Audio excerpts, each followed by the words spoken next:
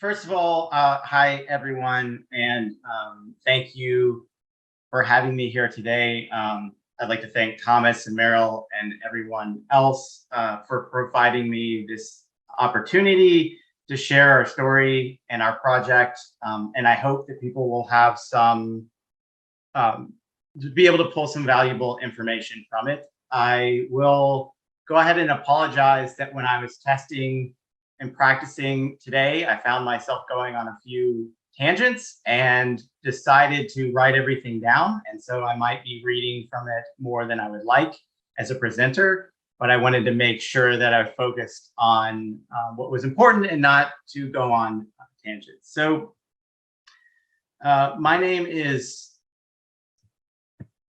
Richard Hoagland, and I am an entrepreneur, a virtual reality developer, and an experimental artist.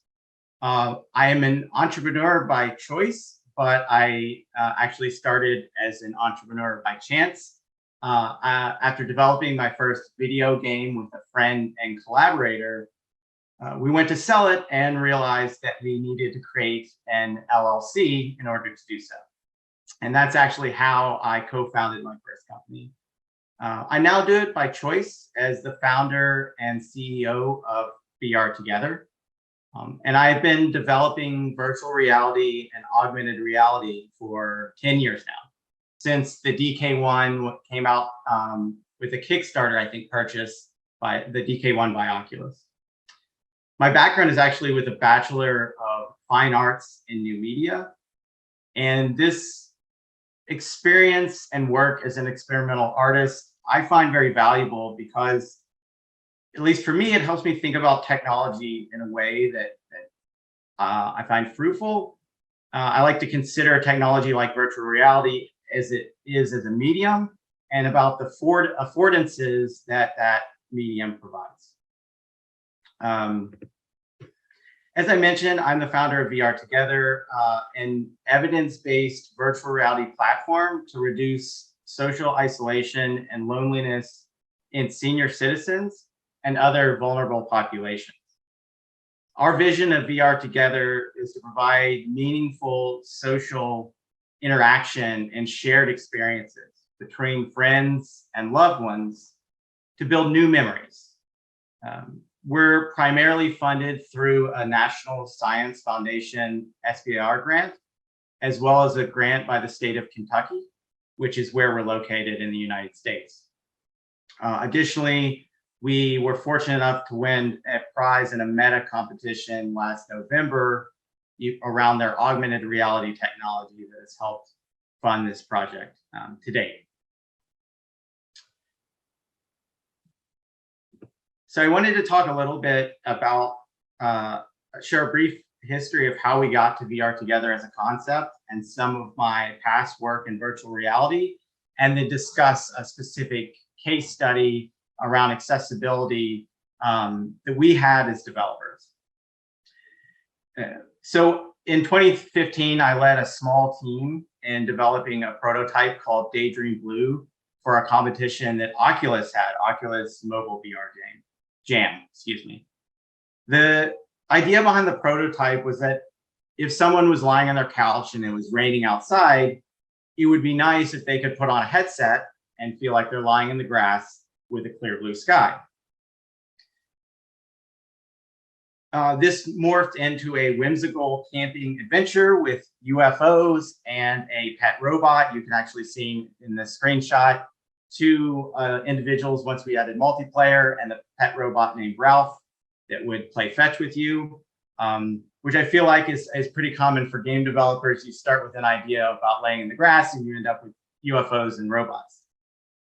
We were fortunate enough to win a prize in that competition, and that provided funding for the rest of the game. And we launched on Gear VR, which, if people have been in virtual reality for, I guess, around 7 years now, then you'll be familiar with the Gear VR, which was a headset that you put your Android device into. After we launched it, we launched multiplayer, implemented multiplayer. And at that time, there were a few multiplayer experiences in VR. And what notably set out to me was at one point I was actually traveling in China And so my team shared one of the headsets with my partner back in Kentucky. And I was just floored at the feeling of being feeling physically present next to them in a way that Zoom and telephone calls didn't feel like. And it really was pronounced when I took off the headset and thought, oh my gosh, I'm back in my hotel room in I think it was Shenzhen, China. I hope I pronounced that correctly. So that idea bounced around in my head for a while. And in 2020, I was meeting with some friends and researchers where actually one individual from anthropology was talking about social isolation and loneliness it being a significant challenge for various populations, and that there was some literature about it. I don't remember at the time how much was in VR, but there was some around Second Life and teleconferencing. And I've been reading the work of folks like Mel Slater and Jeremy Bailenson, which I think has some really fascinating research dating back the last 10, 20 years around presence and embodiment in virtual reality, body illusion, and some really fascinating research. So it seemed to make sense to extend some of these concepts to multi-users in virtual reality. So I began researching isolation and loneliness, and I was overwhelmed by how much it impacted people's health and happiness, and also kind of embarrassed about how little I actually knew about the condition. And so with a lot of hard work and working with some amazing folks over the past year and a half, we went from that initial grant to where we are with VR Together. And so the current state, we're currently completing our phase 1 research of VR Together. And we, on Thursday, will finish our 3rd pilot with the senior care facility. And here's a screenshot of what the avatars look like in VR Together, as well as the background. They're actually holding hands, which is some of the initial work we did on top of our social layer was to focus on social interaction. So some methods of interacting with another person to build that feeling of physical proximity and presence. I now have a short video to share. This video is admittedly about 6 months old, so the graphics have changed quite a bit. We definitely need to add a new video, but this does give an idea of the platform, and then it was produced to give an idea for children's hospitals. So the tone is a little bit playful and whimsical, just to give you an idea of why we produced it this way.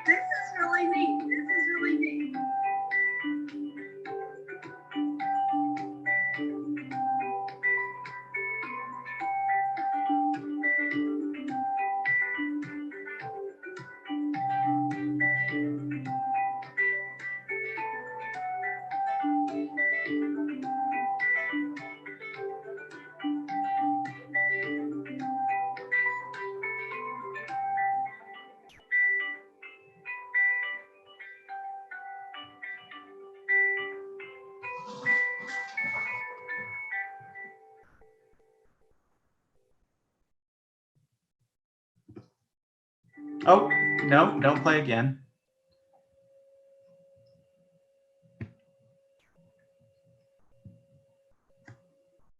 Okay.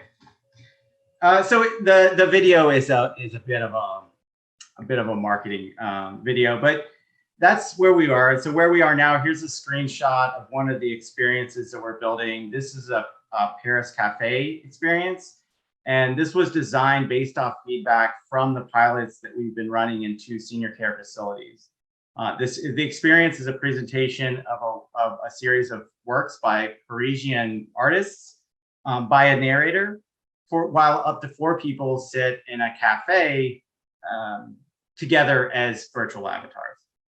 So we're now actively developing experiences and play testing those experiences with end users. Over the past year, we've interviewed around 175 folks in senior care, seniors themselves, and then folks in some additional fields who have expressed interest in VR Together, as well as expressed challenge of isolation and loneliness in either themselves or the population that they serve or the individuals they serve. So we've come to consider that there's a group of folks we believe share similar circumstances: lack of agency, a static environment, low stimuli, loneliness, and low social connection. And our vision for VR Together is to reduce isolation and loneliness for these groups. And we found that these groups also share a significant accessibility needs. And so in terms of defining the core pillars of our technology, we've identified accessibility as one of those core pillars. However, the team is virtual reality developers coming from games. We're not accessibility experts. And so for the rest of this talk, that's where I want to talk about some of the things that we've attempted to do, the challenges we face, the struggles and mistakes that we've made, and kind of our lessons learned. And this is all around our implementation of supporting gaze-based input, in addition to utilizing controllers. And this has to do with a game that we developed, an activity we developed called Dot to Dot. After completing our National Science Foundation initial research and technology development, we began designing our first activity in preparation for pilots we were at the time trying to line up. We were aware that our audience was unfamiliar with virtual reality and were most likely not familiar with games and controllers. And in general, many folks have a different, I would say, relationship to technology than I have, or my team has. So we set out to develop Dot to Dot, an activity that we felt would be approachable and enjoyable to senior citizens. And the concept is fairly simple. It's based on an activity called Dot to Dot in the US, where you draw lines from one number to the next on a sheet of paper. And when completed, there is an illustration, a line drawing of an object. So our version of Dot to Dot has users move their controller in space to guide their pointer finger from one sphere to the next numbered sphere, dragging lines to connect these dots until completion. Upon completion, the outline turns into a 3D model, which is then placed into the world to expand the richness of the world, ideally. And I have a video to show the example of this input and interaction. So the goals that we wanted to accomplish by supporting 2 forms of interaction was, we had defined accessibility as a core feature of our platform, but we weren't experts and we didn't feel knowledgeable in what that looked like. So by focusing on implementing one feature, we felt like we could define and build an accessibility feature in order to understand in order to understand how that would impact development. Two, to understand what an accessibility framework might look like when supporting multiple features. And then three, to support users who wouldn't be able to utilize a controller. And so without that support, would not be able to play the game. And one other thing that was interest to us is we were quite focused on building interactivity so that people could do things together. And by supporting two methods of input, two users could interact on a puzzle together, which we found quite exciting. And so our gaze-based input method is based on where a user is looking in virtual space. Anyone familiar with the Gear VR days of virtual reality will remember many games that had gaze as an input method. We decided on this method as while not every user would be able to benefit from this form of input, it did provide a method to interact for those who couldn't use controllers, including collaborating on an experience together with those that could utilize controllers. In the gaze-based input mode, the user looks at the dot, and then to look at another dot, the line is dragged, similar to how the line is dragged to the next dot. So I think that's a bit hard to explain. So I'll just jump to the next slide, which is a video that shows the two forms of input.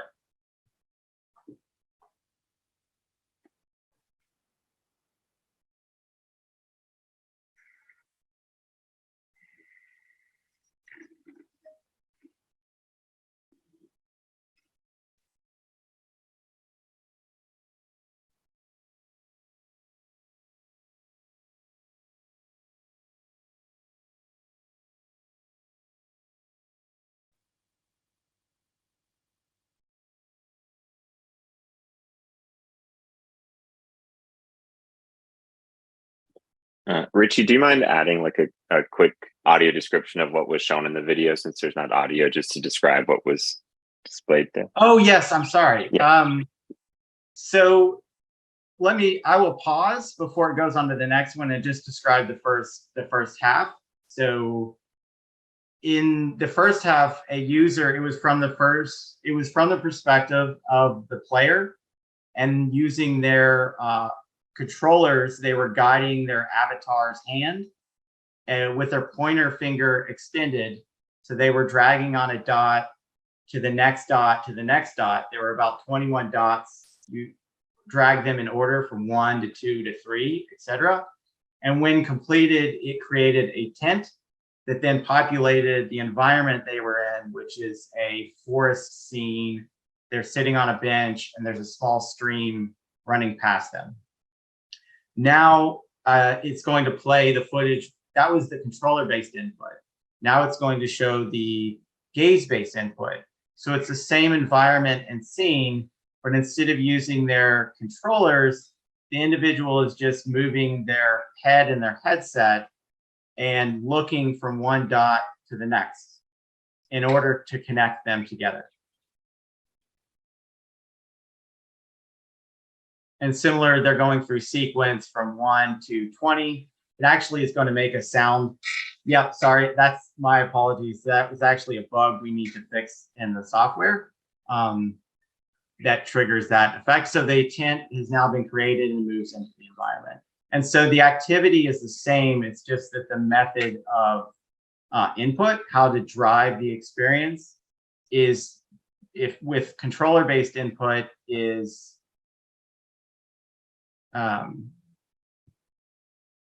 driven by the Quest controllers for that device, and otherwise it's driven by where the user is looking in the headset.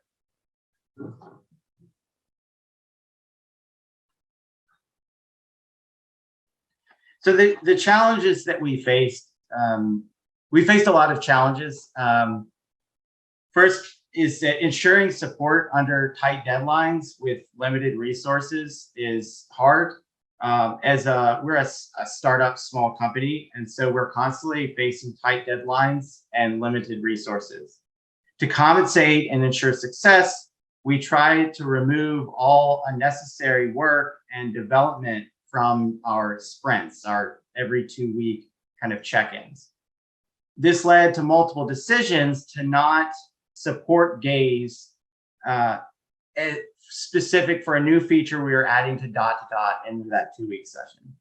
And while in any given 2 weeks, this maybe wasn't an issue because we weren't play testing dot to dot in those 2 weeks.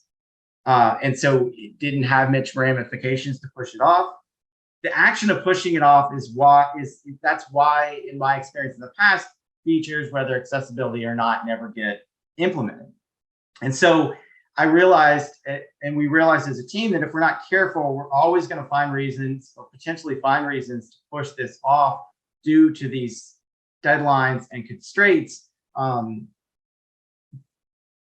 even if we've identified it as core to our product.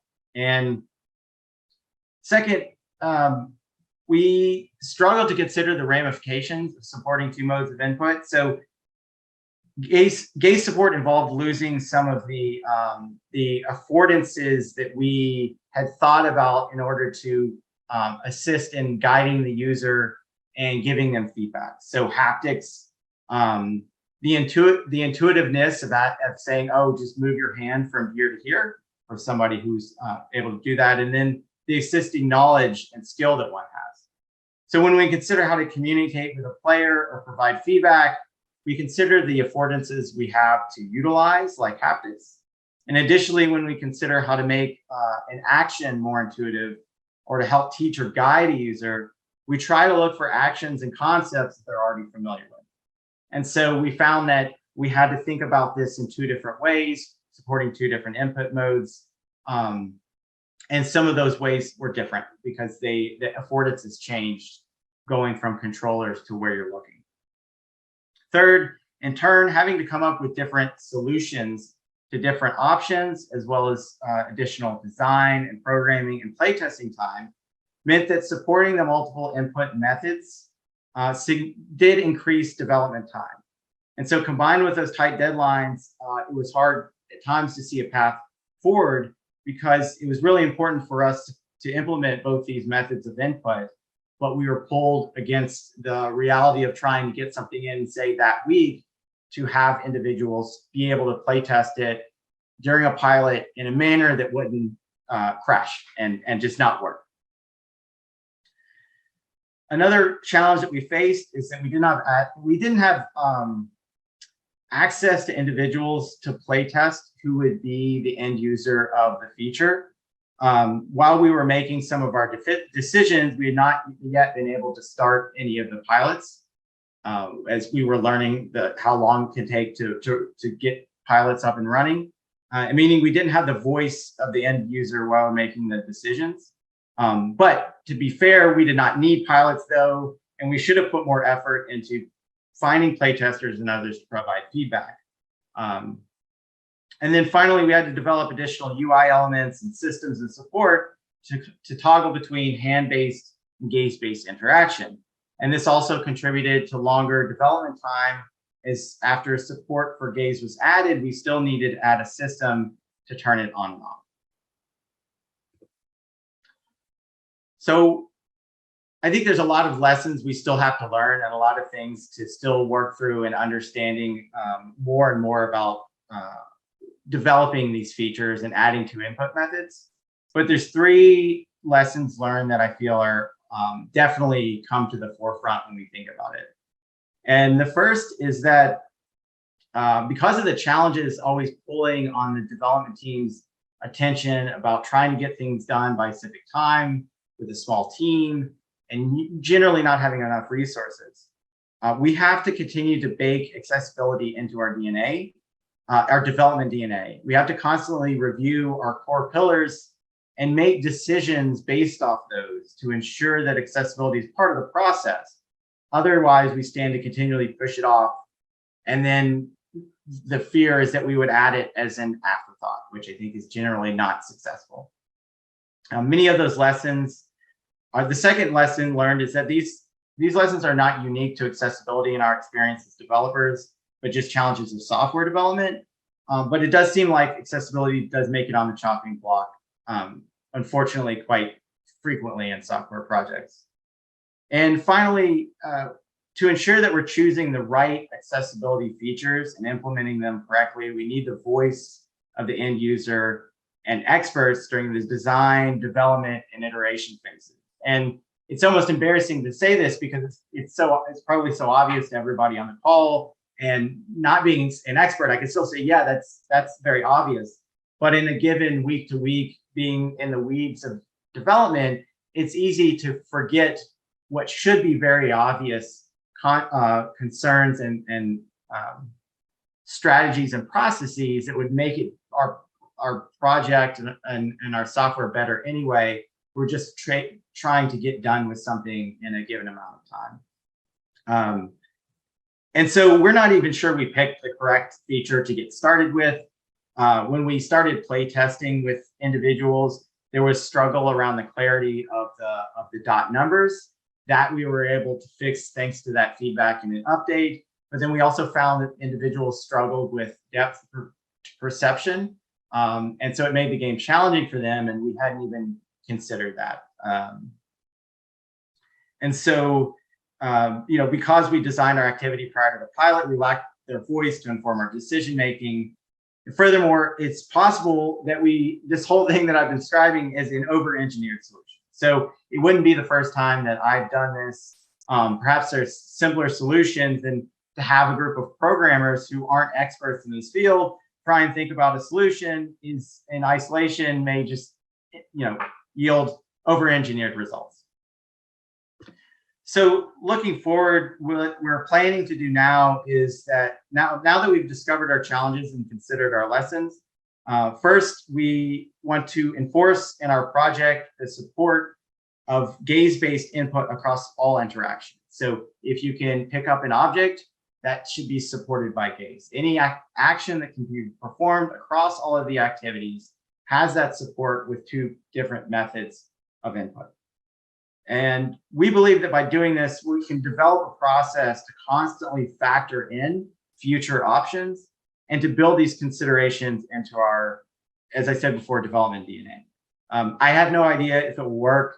One thing that I'm excited about in presenting here today is getting exposed to a lot of individuals that I imagine have far more knowledge and experience in this space than we do. And that hopefully by just sharing the trials and tribulations of a development team, it could inspire some of that conversation. And then second, we look to, along those lines, we're hoping to develop strategic partnerships with accessibility experts and end users to have their voices included. To this end, we're pursuing some various grants and funding options to try to alleviate some of the pressure of resources inherent in building a startup business and technology. And to this end, we are really excited to have been in conversations and collaborating with Equal Entry and Azali towards providing intergenerational experiences inside VR Together for Azali patients to reduce isolation and loneliness. Based on our experience in developing software, running pilots with care facilities, and then collaborating with the University of Kentucky, utilizing their research expertise and learning from them in research, we feel like combining the skills of the three groups is going to be a very fruitful collaboration, and certainly will allow us to really enhance our software and our understanding. So I have one final thought, and it's a little bit theoretical, but it's something I think about a lot. So I just wanted to share. So I think a lot about how if virtual reality is inherently an embodied medium, and there's a lot of emphasis on leveraging all of the senses and the full body when people talk about different tracking methods and utilizing sense and sight and smell and touch to drive experiences. And then I found that in research, the significant aspects of virtual reality like presence and co-presence and immersion, they a lot of times show increased levels when you utilize more controllers and more senses and more data to pull the person into the experience.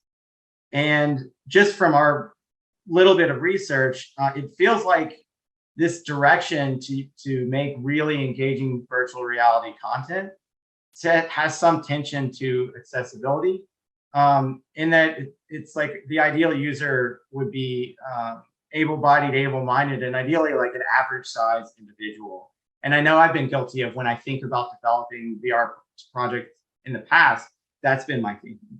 And so I don't have, I just wanted to share it because I think about it a lot and I wish I had some answers to it.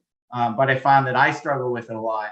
And I've in the past many times not even recognized that by doing that, I'm making a decision about the accessibility of the software, even though I'm not aware of it. So that's my presentation. I thank everybody for listening. I hope that there's been some valuable information in our experience in our project and what we've done around accessibility and attempting to provide multiple forms of input. Again, my name is Richard Hoagland. I'm the founder of VR Together. If anybody wants to reach out to me, I'm happy to chat, share information, hear feedback or ideas, criticisms. My email is richard@vrtogether.us. We like to say it .us. And you can go to our website. It's https://vrtogether.us. I will say that our website is currently undergoing a huge revision and will change a lot. And hopefully that'll be up soon in the next, say, month. With that, thank you again. And I'm happy to answer any questions, and I'll give it back to you, Thomas. Great. Thank you so much, Richard, for the excellent presentation. I wanted to start off one of the questions. Yes, it's awesome to see, a company of your size, like putting accessibility into the forefront of the thoughtfulness in your design. And as you mentioned, I totally concur that it's, even though maybe it's known, very often developers don't listen to the voice of the user as part of the design process. So that's a really welcome point, I think, always. I was curious on the controller base, which is what you discussed is the first place that you started for, looking at adaptations. Is there any work done now on with the users that you test with to ask them their preferences ahead of time, or to identify which type of design might be better for them? Or are you trying both designs with like everyone that you're trying the system with? Just curious how you're approaching the fact that you do have two input mechanisms. Well, I will admit that our approach has been okay at best, in that what we found, and I'm not sure how much it was conveyed in the presentation, is how much we were struggling to get things done in time for a pilot activity session. And what that meant is that we kicked a lot of things kind of down the road a week that we just need to develop a better process to not do that. And so what we found was we were testing everybody with dot to dot without gaze-based input because it was not developed in time. And there was ultimately, I think, coming from me, there was a lack of communication and the importance of supporting both. So from a development perspective, you only have so many things to do that week. There was a decision made to get it in. And I'm trying to figure out how best to have those kind of design pillars always front and foremost. So when those decisions are made, even if I'm not around, that it gets put as a top priority to fix. So when we finally did have gaze input, we started asking folks if they would like to try it, and started just getting initial feedback on it. And that's where we're at this point. Excellent. Now let's take our next question from YouTube, and thanks everyone. Please keep getting the questions in on YouTube. I'll be asking them for you. So we had a question: what limitations do hardware headsets have right now that, if removed, could improve accessibility in VR? Oh, wow.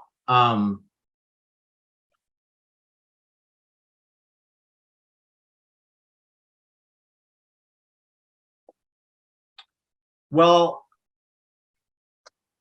Hardware limitations. The first thing that comes to mind for me is because we're primarily working a lot with an elderly population. Um, we initially started, we did use Quest a lot because, well, it's a really nice device. It's also, it was cheaper to develop on initially. And then Pico is a more open device. But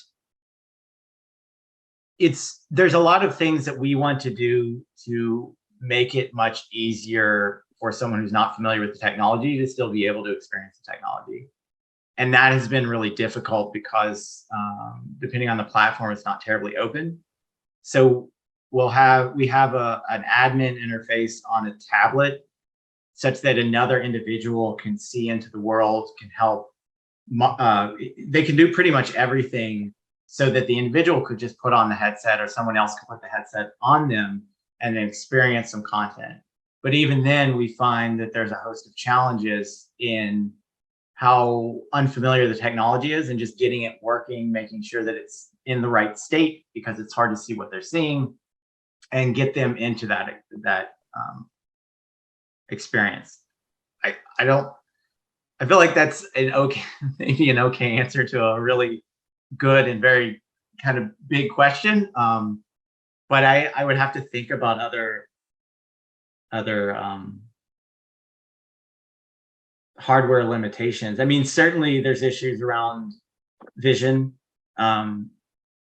Audio based, it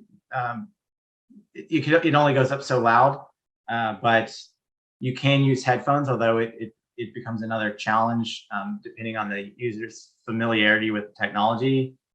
There's a lot, I guess, of visual based challenges right now. Like a lot of individuals' glasses do not fit, depending on the headset you're using, do not fit inside unless they are able to purchase custom lenses. Then they're unable to see.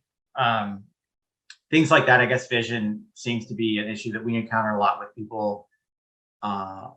It seems like it's an okay experience for them, but definitely not optimal because it's something like it's blurry and it's a little hard to see inside.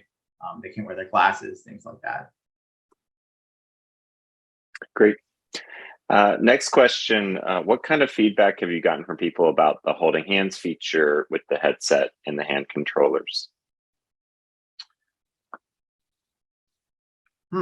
Well, it ranges from thinking it's really neat and kind of, I'd almost kind of call it like they find it endearing that they can do that, to like, oh, okay.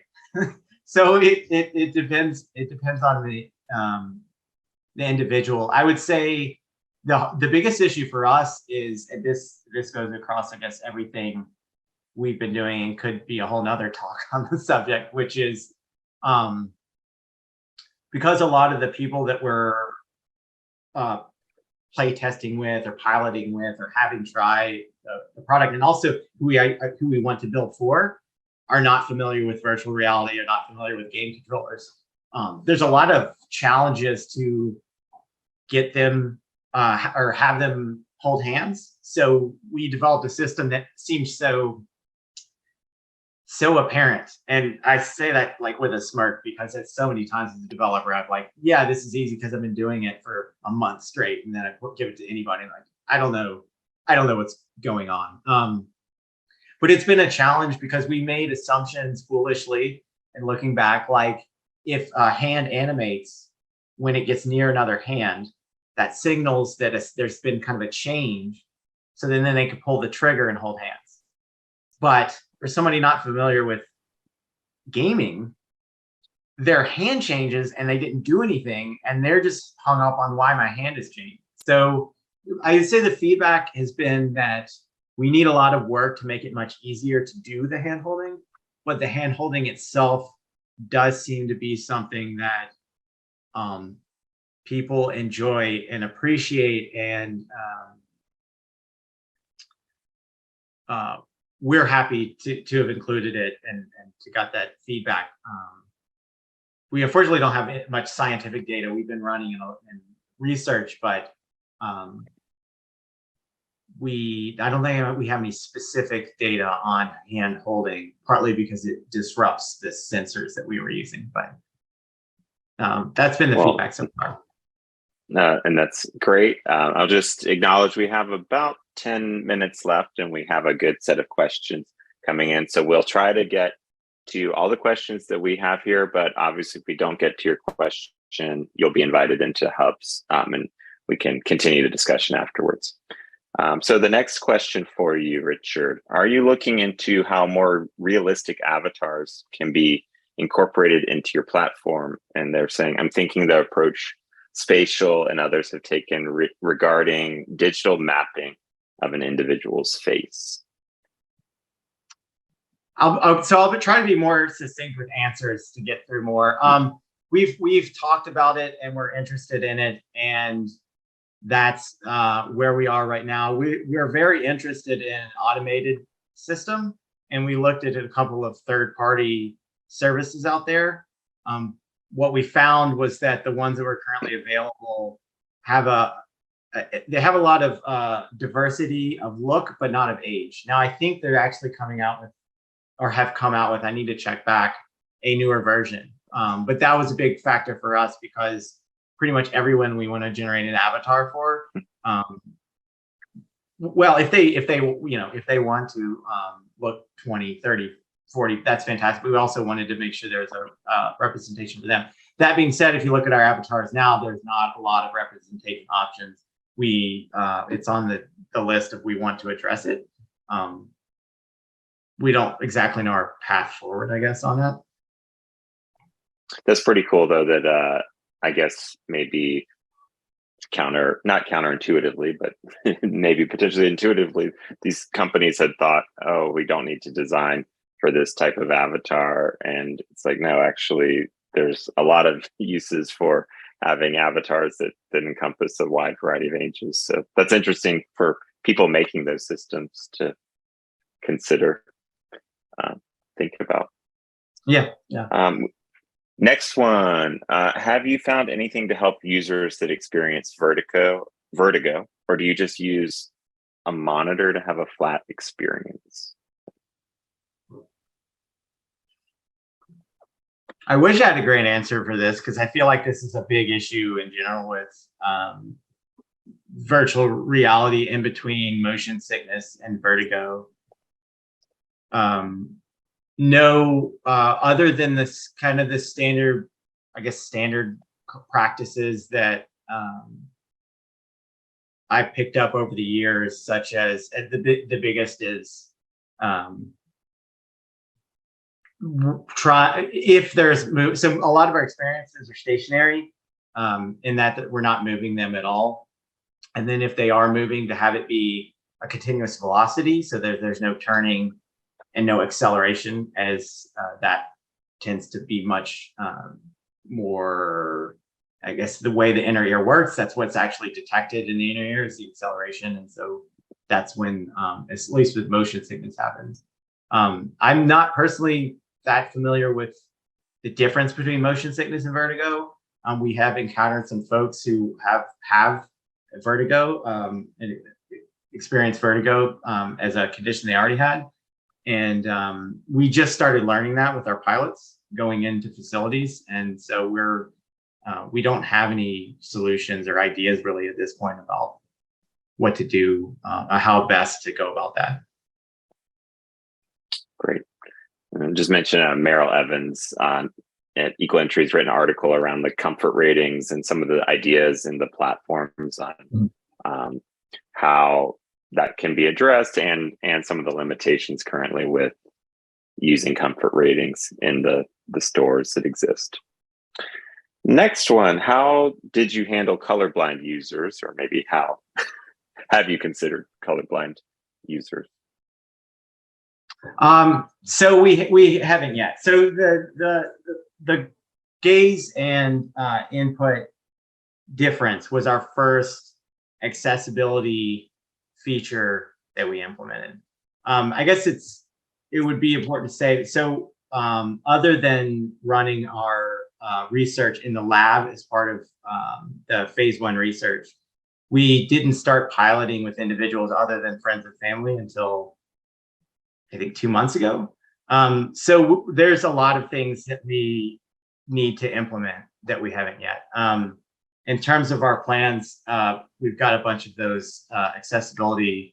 That's one that I feel like I could be wrong, but it feels like there's a decent amount of information and content out there. So we were primarily going to leverage what people had already learned. Like I read recently a really nice article that you all are probably very familiar with from Alchemy Labs about how they use patterns and shapes as well as color to be able to differentiate if somebody couldn't, if color itself was in order so they wouldn't, color itself wasn't the differentiating factor to be able to kind of read a scene. Excellent.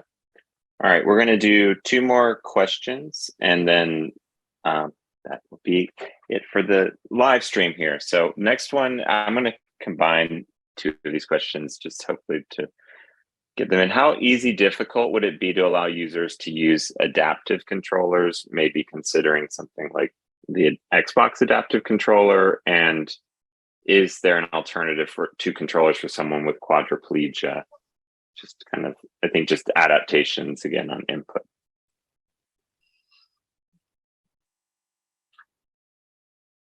So that's a really interesting question.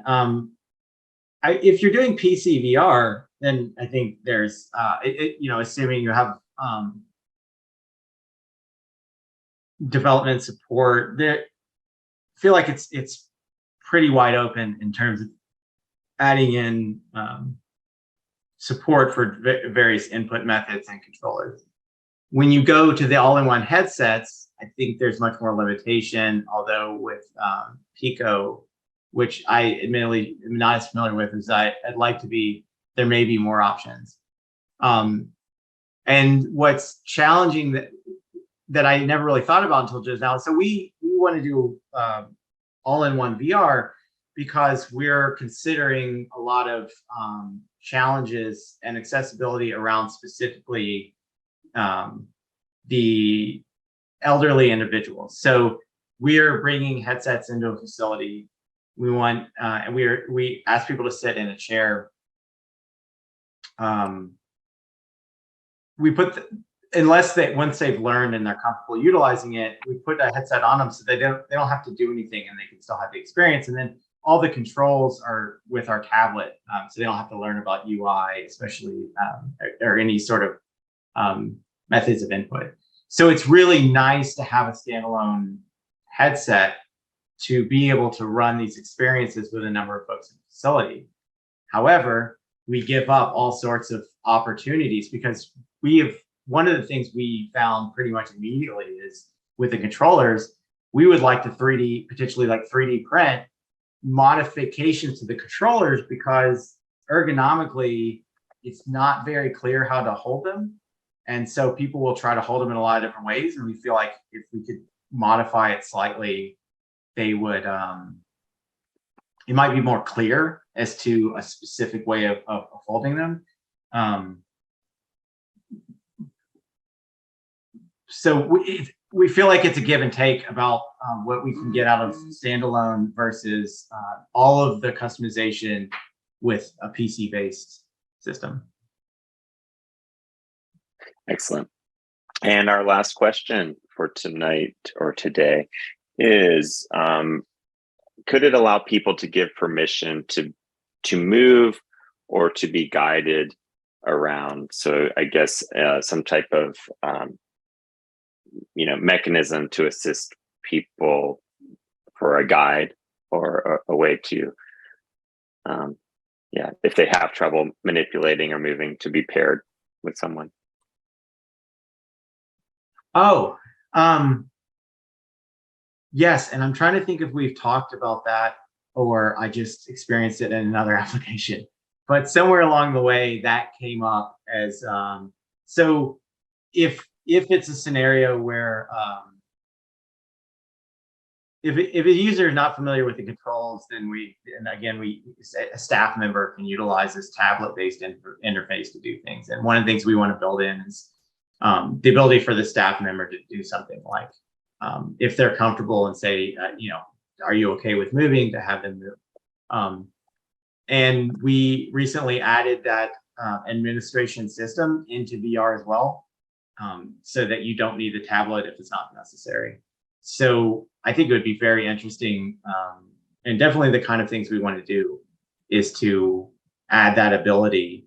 Because our idea along those, that is, since we really want to focus on multiple users, it's to give all sorts of abilities and controls to somebody who's familiar with the technology to then help another individual, if they are with another individual who is not familiar with the technology and would struggle significantly with things like just navigating a UI menu because they haven't used VR at all, or very limited amount. Great. Thank you so much.